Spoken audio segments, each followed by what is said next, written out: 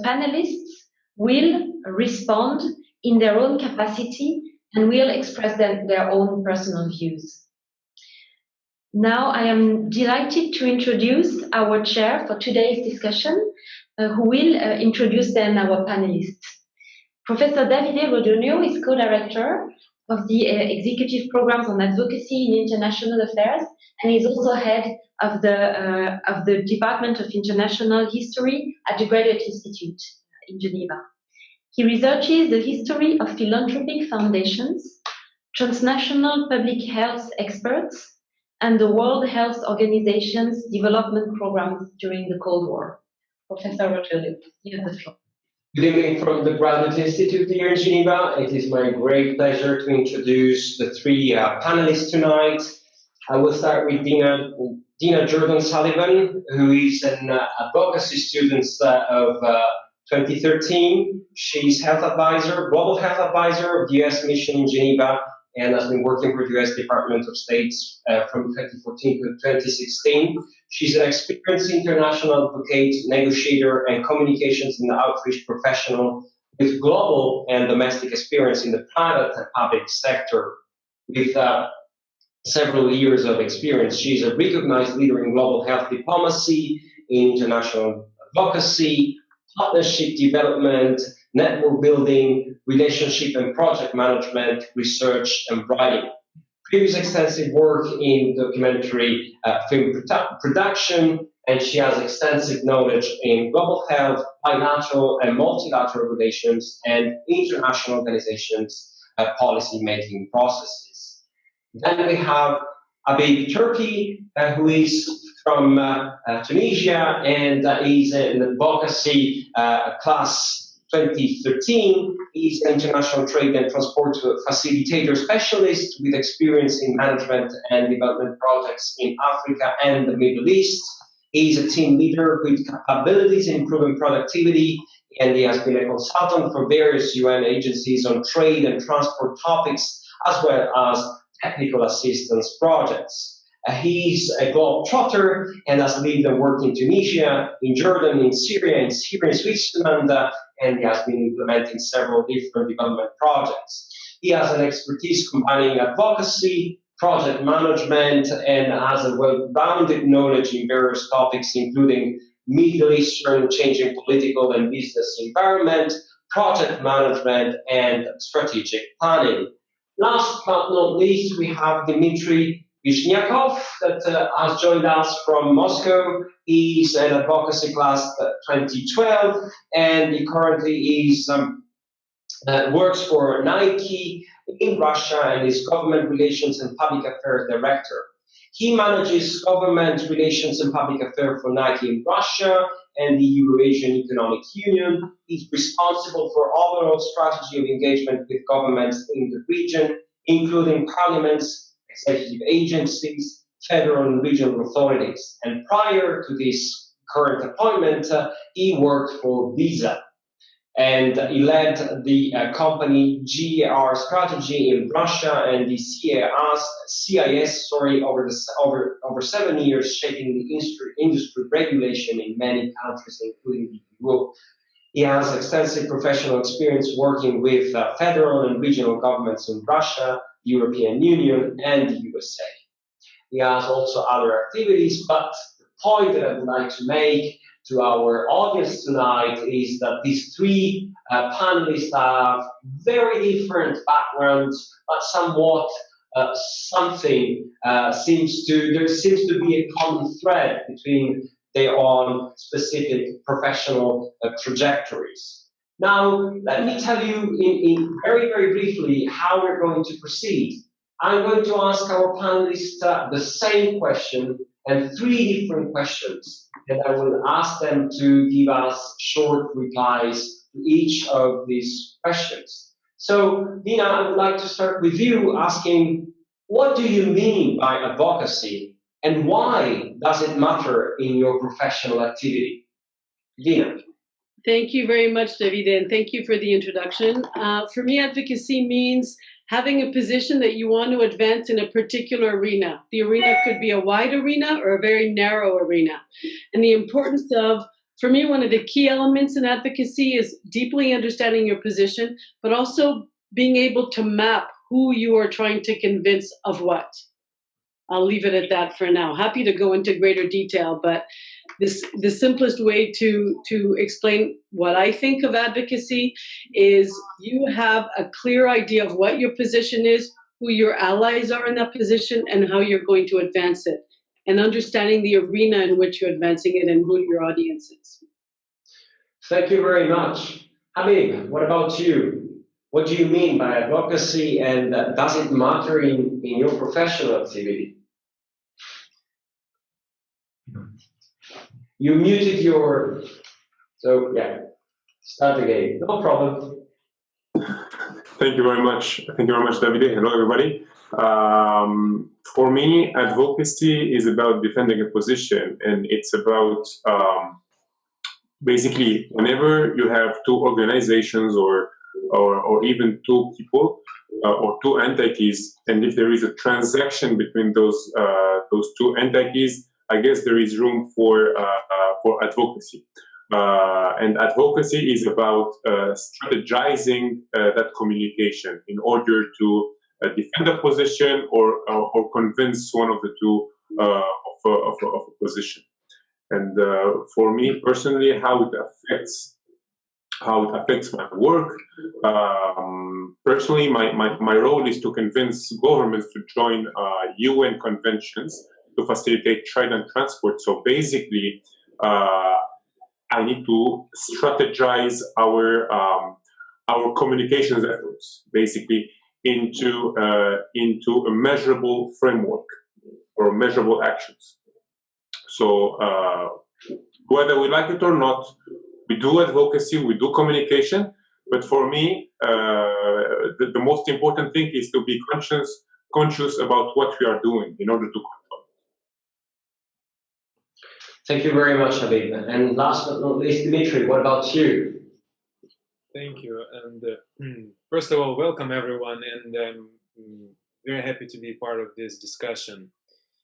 To address your question, I think it's important to understand that the corporate world, the companies and corporations which are currently doing international business, they are subject of different regulations and different external impact that affects the business, that affects the company performance. And for me personally, the advocacy part of my work is really, first of all, combining the industry as well as internal company functions, those who are responsible for leading this company, and making sure that we are aligned on certain policy challenge or policy issue.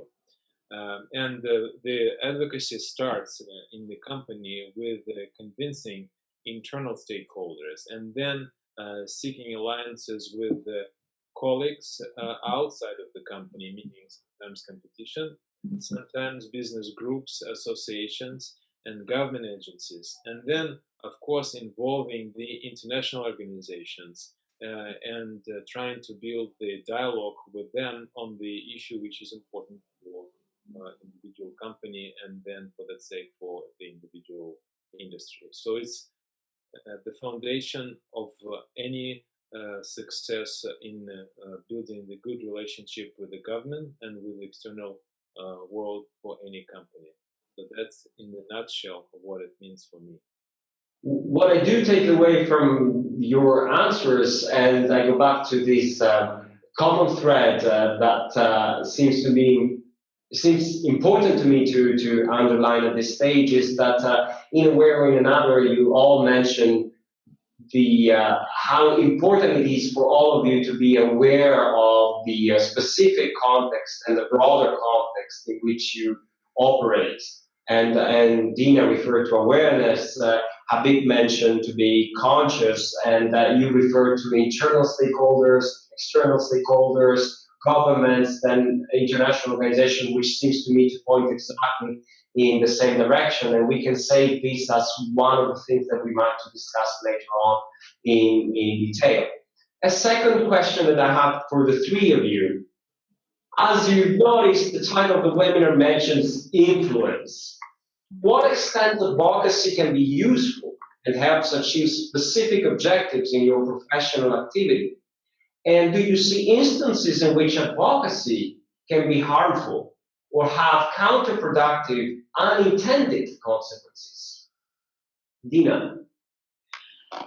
Thank you. And I think what I really realized in doing advocacy in the context of UN negotiations is being able, as I mentioned earlier, to map how you're going to be able to advance your position. And the times I noticed that things didn't go the way many of us thought they would is when we didn't do enough homework beforehand in mapping who would be likely to go in which direction. And I just wanted to pick up something that Dimitri had said too, which I think is really important and certainly came up in my work, is making sure you understand your internal stakeholders before you go out to your external stakeholders. Because that is a theme that came up in a number of different contexts and a number of different resolutions.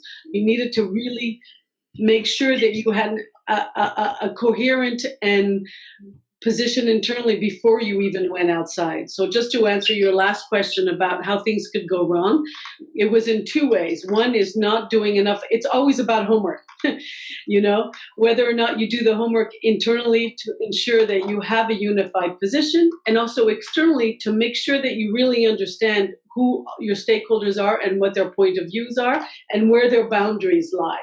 And not understanding where those boundaries were could lead to not getting your position fully, agreed upon. Thank you.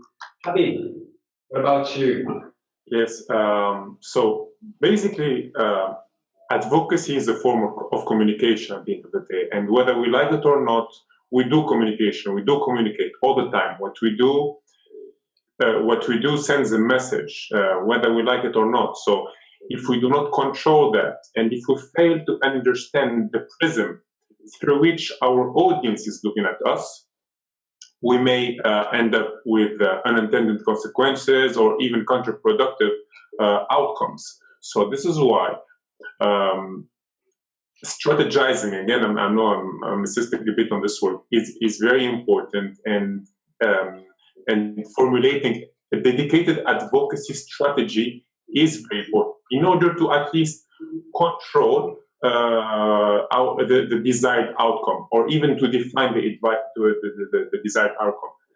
Again, and I totally agree with Dina. We have to do our homework. We need to understand all the factors influencing our target audience, and influencing and understanding very well the environment, because we might be pushing for a message, someone else would be pushing for another message, and it's about positioning. So again, strategy is very, very important. Thank you. Dimitri. Well, because I come from the corporate world, we tend to measure the success of any advocacy campaign in the dollar, how much money it saves the company or it brings more for the company. And therefore, it's important to discuss the success about the advocacy campaign versus the actual goals, what the company is trying to achieve. And if the goal is measurable from the money perspective, then you can actually see that this specific campaign is successful. Just to give you an example, if we are talking about a campaign which focused on the specific regulation in the specific country, then the success will be shaping that regulation in order to, for example, avoid unnecessary investments or to avoid the costs, which ultimately not only benefit the company but also the ordinary consumer. And depends on the campaign and the messaging and the core of that idea, of the campaign's idea. You build the arguments and you build the actions around this. But the corporate world would consider that this is a successful advocacy campaign based on that measurement matrix, a measurement volume. It's not the only example of that success. Sometimes the companies do acknowledge that if they focus, for example, on increasing access to financial services or increasing access to sports, then the measurement could be different here, and not necessarily focused only on money and potential profits or savings. It could be also done in partnership with governments and in partnership with NGOs, which will help to measure the success of that advocacy campaign. So that's my 2 points on the successful or useful advocacy campaigns and the corporate actions. Yeah, so one of the things that the three of you seem to point to is doing your homework very, very well, because if you want to avoid unintended consequences, you better know very well what you're doing, which goes back to what Habib was referring to, which is the strategy. But if we want to be efficient in the way we do advocacy, we have to, in order to be efficient, we have to have done our homework properly. And we go back to Dina's point. A final question before opening the floor to questions, and I've already seen that we have questions for the three of you. So what are the most relevant changes you have witnessed in the way advocacy is performed? Dina.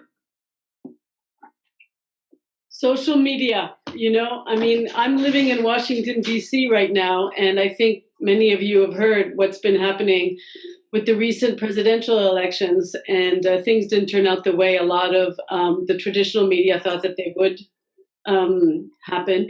And a lot of it is because I think the people who were working on the Trump campaign were extremely clever in understanding deeply social media. Steps ahead of even what the Obama campaign had done, 8 years ago. And I just heard an interview this morning with the person who was a social media director, and his very specific job was translating clicks into votes. And it's not a majority of the electorate who actually voted for Trump, but the people who were ignited to do so were very motivated to do it. So it means that the president of the US now is going to be someone who was elected by a quarter of the eligible voters, which I think is a story that actually doesn't get out there as much as I think it should. But to me, it's really understanding the fast changing media landscape, especially if you're using it as one of your, channels in your strategy, because it evolves almost on a daily basis, it feels. And the ability of groups to influence with very little resources, because a newspaper has money, research, but one individual with this and access to 3 platforms can have an immense impact. So for me, that's a big one. Thanks. Thank you very much. What about you, Habib? I agree with Diana when it comes to the mass market. Let's call it that way, or to the public opinion. Social media is a game changer. Even social media itself is changing, actually. If you look at 10 years ago, Facebook, what social media is today, with all the Snapchat and all those new disruptors, social media is changing itself. So we need to understand and own it. Actually, it's not just understand, but also and own it, and take it into account when you formulate a strategy. But there are also other things that do not change in the way you formulate your advocacy strategy. Identifying a champion, someone who will help you, someone who will open doors. Lobbying is still a big thing. That's what they do the most. Shaking hands, this is still relevant today. But the environment is changing quickly. Especially in the area of my interest, which is the Middle East. You identify a champion. You try to work with him. You try to build a relationship. But then, because there are some changes in the country, the guy is gone, and you have to redo everything from scratch. So it's two things. So you have the channels that are changing, but also the environment that is in very, very fast evolution. Okay, thank you. And Dimitri? First of all, I agree with Dina and Habib. I absolutely see the importance of the social media, and I absolutely agree that there are certain things which stay unchanged. But for companies, it's important now than never before to see the geopolitical situations around the globe.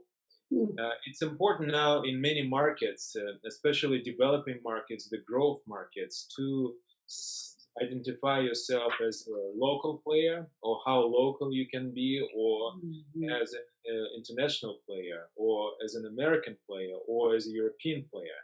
And that much will depend on your positioning with the authorities, with the governments. And that's an increasing trend for us. And we think that another important factor that changed over maybe a couple of years is that the lack of diminishing role of the international organizations and evolving of the local or regional players, such as groups or unions among the countries, not on the global arena, which is becoming more powerful to influence certain advocacy idea or certain regulatory trend. So these are two strategically important pillars which is evolving right now in the advocacy world. Thank you very much. I think this is more than enough to open up the floor for questions. And I will start with the first one that we received, which will not surprise you at all. Peter asks, what is the difference between advocacy and lobbying? So I'll just jump in really quickly. I mean, for me personally, advocacy is more focused on creating consensus, and lobbying is more focused on having a single immediate outcome to your very defined position. Thank you. Would you like to add something else, guys? I agree with Dina. It's you can describe this in this way, but also we think about advocacy as a much broader campaign involving much more stakeholders. Sometimes not only from the governments and not only from one country, but using the sometimes diplomacy, sometimes the international organizations, NGOs, media, your clients, customers. So all the range of the potentially impacted stakeholders if we're talking about specific policy issue. So I think that's the major difference between a simple and direct lobbying of the lawmaker, of the government agency versus the whole campaign. And of course, the time frame is different. Sometimes lobbying is only enough for one legislative session or for the term of one government or the minister or particular executive. But advocacy campaigns can last for a few years, much longer, and it could involve much more actors. Habib, would you like to agree or disagree on this particular point? Well, I kind of agree. For the way I see it, lobbying is an advocacy tool, and advocacy is a communication technique. So it's like Russian. Yeah. So basically, for the way I see it, lobbying is an advocacy tool, and there is also another term that I like very much, which is public diplomacy. It's basically when governments communicate to the public, basically to foreign publics, and it's also advocacy. Basically, advocacy is about defending a position or trying to advance an idea or trying to defend a corporation, an image, but it is often associated with, and maybe Dmitry might disagree, but it is often associated with the non-profit world. And in the profit world or for-profit world, we would talk more about sales or marketing. But for me, you have a lot of similarities. So lobbying is, the way I see it, is an advocacy tool. We have two questions from the same person that attends this webinar. Is Isiaka from Mali, and he has two questions. One is about advocacy and climate change issues, and the other one is about FDI, foreign direct investment. And basically, he wonders what might trigger advocacy to strengthen this trend, or to increase FDI or more efficient climate change kind of advocacy, I suppose, in that area of the world. And perhaps we shall start with Habib, given his background and experience, and then expand to the rest of you. What is the answer to these questions? So I can answer about FDIs. I can answer about FDIs. Many governments, and well, I can take the case of Tunisia. Last week in Tunisia, the government of Tunisia has organized something that's called Tunisia 2020. It was all about attracting FDIs, and it has been quite successful because they could attract investments from Qatar, from France, from many, and we're talking about billions. So basically, they have led a communication campaign. It was advocacy directed at a specific target, which are other governments. So we're not just talking about, because usually government to government dialogue could be interpreted as diplomacy, classic diplomacy. These are two governments that are talking to each other. But here it is bigger. They were talking to governments. They were talking to private actors. They were talking to small investors, to bigger investors. So they had to formulate an advocacy strategy, targeting many audiences. And they have organized. So so they have started, I think, a year ago with a lot of social media campaigns, with classic media campaigns. And it has culminated, and they have organized this last week, this big summit in Tunis 2020. So this is a very good example of an advocacy campaign aimed at bringing FDIs. So basically, also, I mean, governments, they have other ways to do advocacy. At the end of the day, you're trying to promote your country as an investment destination. So we'd go talk to investors, but also talk to the World Bank or to UN technical agencies, and put together projects, and the implementation of those projects would send a very positive message to investors. So there are many ways to do it. But yes, totally, advocacy is relevant in FDIs. Thank you. Would you like to add something else, Dina, Dmitry? I mean, these are huge questions, right? I mean, on the environment front, there was COP in Paris last summer, I mean, and that represents decades of work, really, on the part of many governments, many NGOs. I think the example that Habib has on Tunisia is a very direct example and a very useful one. And I think the most important lesson to take away from his presentation of Tunisia's approach to encourage FDI is that they worked on many fronts at the same time, right? You need to have many campaigns ongoing in a whole bunch of different arenas to actually achieve your ends, is kind of a simple answer. I mean, these are huge questions. But FDI is much more straightforward than environment. I mean, on the environment front, recently at the WHO, on the environment front, we negotiated a resolution on the role of the health sector in the strategic approach to international chemicals management, which is one very small piece that feeds into a larger UN effort.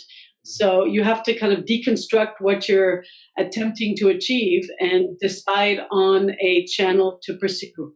and it takes, you know, a lot of analysis, but and the long time frame that I think Dimitri outlined when he was talking about advocacy campaigns.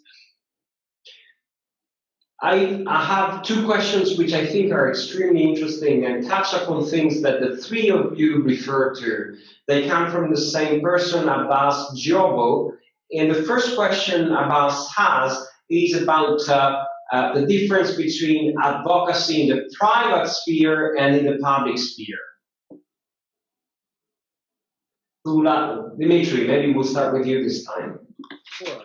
I think that private sector tries to have the advocacy campaigns focused or close to what they do as a company, what's their business, what's their core sector or an industry. Just to give you an example, for example, the financial services, you know, banks, payment systems, providers of financial services, they tend to partner with the governments around issues such as financial literacy or microfinance or access to the financial services of banking or innovations in this area.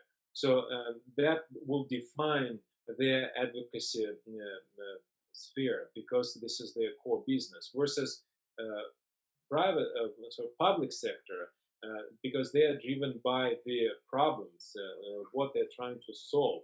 And the attention that they're trying to draw to that particular public sector problem. And that is the main driver when they decide to have the advocacy campaign to build their, you know, longer term strategy. And of course, the time frame for businesses, it may be very quick if it's focused on a very specific geography or very specific country or the issue. Or it could be very long for public sector, like that example of foreign direct investment. It could take decades and ongoing work on the international arena, engaging with not only business and private partners. So it really, those two illustrative examples and differences between the private versus public sector. Right. I would just like to say that if you're talking within the UN arena, you know, in the Sustainable Development Goals, very much thought and effort was put into having the public and private sector work together and to see their goals as somewhat aligned. And I think that as a kind of world global society, we need to be thinking about that a lot more. And it's hugely, I think it's important for each sector to see their interest reflected in the other sector. And it's not easy, because if you work, and I've worked both in the private and the public sector, and the metrics to decide whether or not you've achieved your ends in the private sector can be much more straightforward. Like I think Dimitri was talking about before, you know, if what you're measuring is whether or not you're delivering more money to your and again, like, who are your stakeholders, right? Are your stakeholders your board members, or are your stakeholders your employees or the people who live in your community? I mean, these are all questions that I think the public sector has been putting some effort into try to understand. And what personally, I'm very interested in the whole concept of social entrepreneurship, where you kind of marry some of the goals and approaches of the private sector that can be efficient and successful with some of the goals of the public sector. So kind of marrying those two worlds more, I think, might create a better world. Thank you. Abi? I think it's about understanding the influence that the public sphere might have on the private sphere, or actually what the public sphere or private sphere, what kind of influence they have on the decision maker. At the end of the day, you want a decision to be taken. So basically, in democracies, where if you want to influence a political process, you'd have to win hearts. So you'd have to direct your advocacy campaign at people who have who are capable to influence basically a political party or the government. In In the private sphere, I would say that advocacy would be more centered around lobbying, and it's really not a bad word, and a lot has been written about it, and even Kotler, I think, has wrote an article about it as being the marketing's lethal tool. So basically, it's about understanding the environment, how the decision or the transaction that you want to achieve takes place, and then you formulate the appropriate strategy, whether you're going for the public sector, the big audiences, or a more restricted audience. But the other question that Abbas had was precisely to what extent advocacy is close to marketing.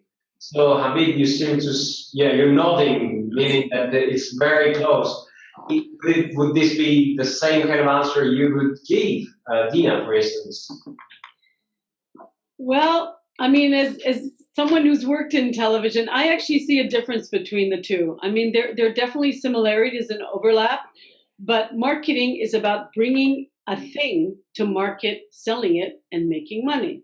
That's all.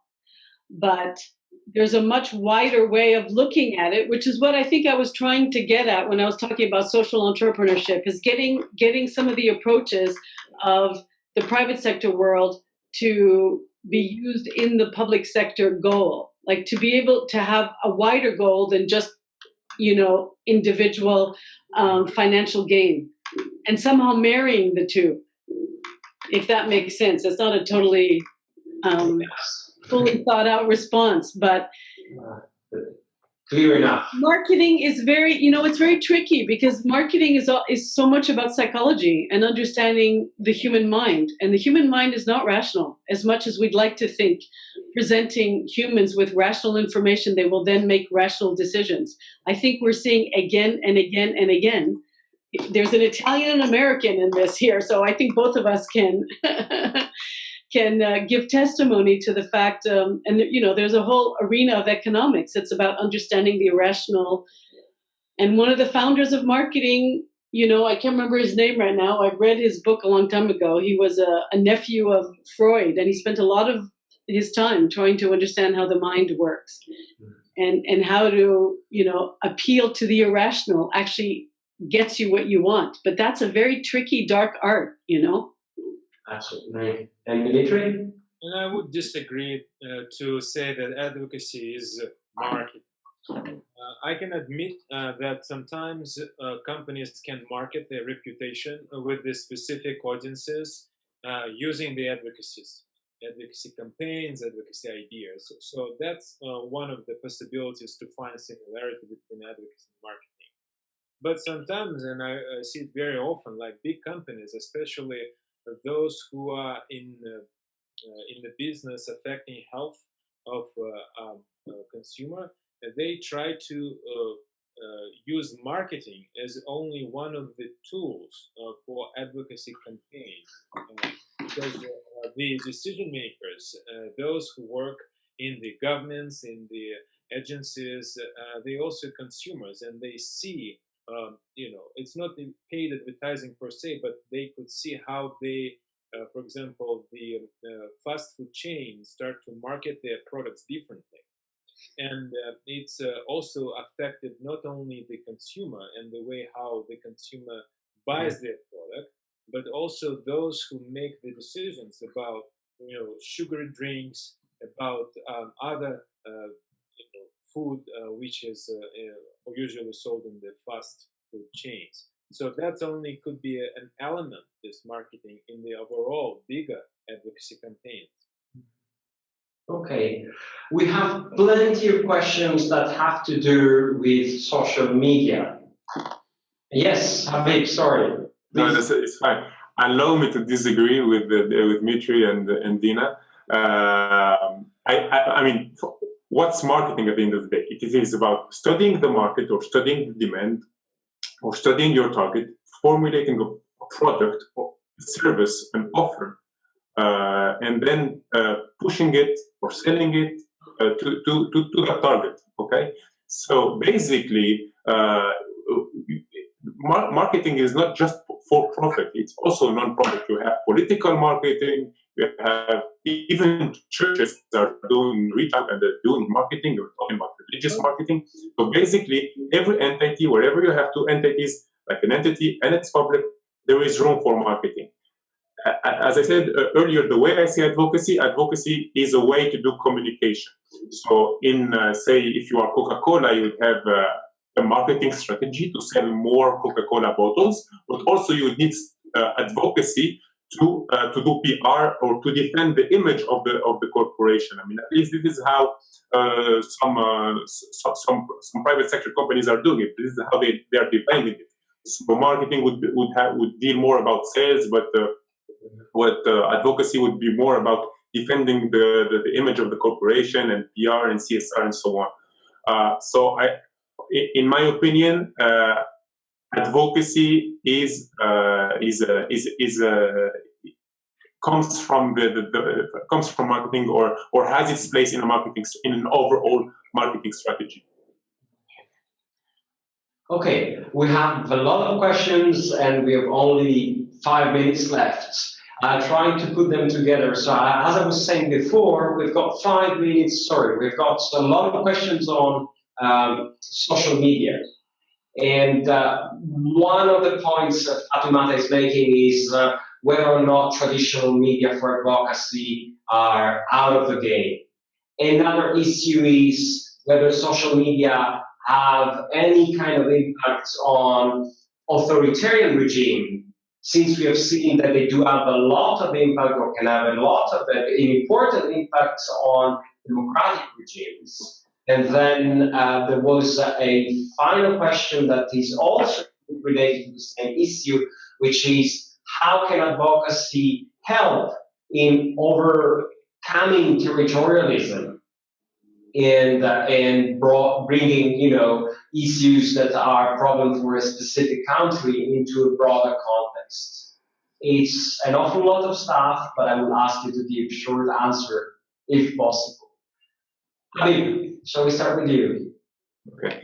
About is advocacy relevant when we deal with authoritarian regimes? I guess yes. Even if you're not addressing the citizens of the country directly, if we talk to the global public opinion, you can have all the public opinions in say you want to force action, or you want to influence a certain regime, say, I don't know, North Sudan, and if you know that basically the regime is very authoritarian and basically winning the hearts of the Sudanese people wouldn't change much, you can also you can still try to influence the public opinions in some other countries that do have an influence over the regime. So for me, it is advocacy is still relevant and it is very, very important. Mm-hmm. Thank you. Dimitri. I agree with Habib, and also just to answer your question on traditional media versus the social media, I think there is still a role for traditional media. It's important for certain stakeholders to have the influence and opinions in the traditional media, so it is relevant. Dina. Yeah, I mean, I'm just having a bit of a hard time with this because I'm thinking about it every day. Sorry to keep on raising this, but I'm in the US right now and we're living the consequence of the influence of social media. And I think there is a point about the traditional media and social media. They're kind of battling it out right now in the US because the social media is put itself in a position of questioning the validity of the traditional media, and there, so it can be a force for good and it can be a force for evil. It can be a force for truth and it can be a force for lies. So it's not just it's who's doing it and who they're trying to reach with what message, I think, is what's important. It's not a magical solution to ending tyranny. It can also create groups to support tyranny. As we're seeing happening in many places. So, c'est compliqué. It's complicated. We've got time for a final question. I pick it up and I ask all the other viewers to forgive me for that biased and discriminatory selection. An anonymous viewer asks, what are the typical key performance indicators of advocacy work? I mean, it depends what your goal is. I think it's one of the purposes of your advocacy campaign. You need to be able to lay out what your goals are right up front, and that can be quite a challenge. And I think the more narrowly focused your goals are, the more easy it is to come up with metrics to measure. But if you're trying to change human behavior that's been in place for thousands of years, the relations between men and women, par exemple, it's much harder. So it's a question of determining what your goals are right up front. That's all. Thank you. Javier. Totally agree with Diana. It's about what do you want to achieve at the end of the day. Ask yourself the question. I mean, before putting in place a strategy, what is my goal? Can I reach it? Is it reachable? Is it realistic? So if yes, then you would start. You would have to define yourself. What are the metrics? What are your KPIs? It could be Facebook likes or views or whatever. If it leads somewhere, if you can convert those likes into votes or into whatever. So it's what Diana said. It's about doing your homework, understanding